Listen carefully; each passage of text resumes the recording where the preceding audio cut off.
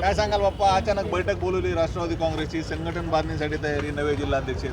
नाही, अचानक वगैरे काही नाही. पक्षाचं रेग्युलर विषय आहे. पक्षाची जी आता आम्हाला नवीन जिल्हाध्यक्ष झालेले, त्याच्यामुळे कार्यकारिणी करणं, पक्षाची बांधणी करणं, गाव लेवलवर सगळं हे करणं, त्याच्याप्रमाणे सगळं विषय आहे.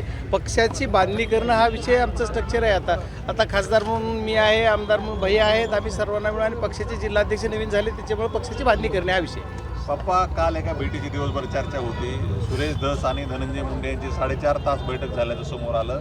कसं पाहता एकंदरीत? सुरुवातीपासून सुरेश देशमुख यांच्या हत्या प्रकरणात तपासासाठी आक्रमक होते, आता एकदम भेटायला गेले, काय सांगा?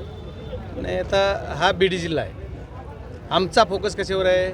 संतोष देशमुख यांचे मारेकरी पकडले पाहिजे, त्यांना फाशी झाली पाहिजे, त्या कटात जेवढे सामील होते त्यांना सर्वांवर शिक्षा झाली पाहिजे. याच्यावरचा फोकस आम्ही शेवटपर्यंत ढळू देणार नाही. बघा, ही घटना 3 वाजता किडनॅपिंग झालं, 6:30 सव्वा 6 वाजता मर्डर झाला आणि 7:15 वाजता 7:10 मी पहिली बाईट दिली. त्याच्यानंतर सगळ्या गाववाल्यांशी बोललो, सगळी चर्चा गावात पण सर्वांना केली. त्याच्यानंतर आमचं एकच फोकस आहे. भैया परत दुसऱ्या तिसऱ्या दिवशी गेले की लगेच ती पण बोलले. म्हणजे आमचा एक फोकस आहे की संतोष देशमुख यांच्या आत्म्याला शांती मिळाली पाहिजे आणि त्यांचे मारेकरी पकडले पाहिजे, त्याच्यावर कारवाई झाली पाहिजे. याच्यासाठी आमचा फोकस दुसरीकडे कुठं जाणार नाही. आता कोण काय करतं याच्यावर काही आम्ही बोलणं योग्य म्हणजे मी बोलणं योग्य वाटत मला नाही आहे. कारण आमची जी एकच लाईन आहे की संतोष देशमुख यांच्या मारेकऱ्यांना फाशी. राजकीय भेटीगाठीमुळे कुठेतरी तपास येण्याची शक्यता वगैरे?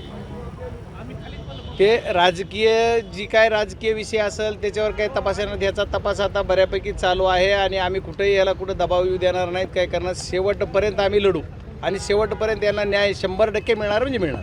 आपण स्वतंत्र लढण्याचा काही निर्धार वगैरे आहे? नाही, आमचा पक्ष लेवलवर जो निर्णय होईल तो आम्हाला पक्ष लेवल ठरवणार आहे. आम्ही तिथे जिल्हा लेवलवर आम्ही काही ठरवणार नाहीत. पक्षाचा जो आदेश असेल त्याच्याप्रमाणे होईल. एबीपी माझा, उघडा डोळे बघा नीट.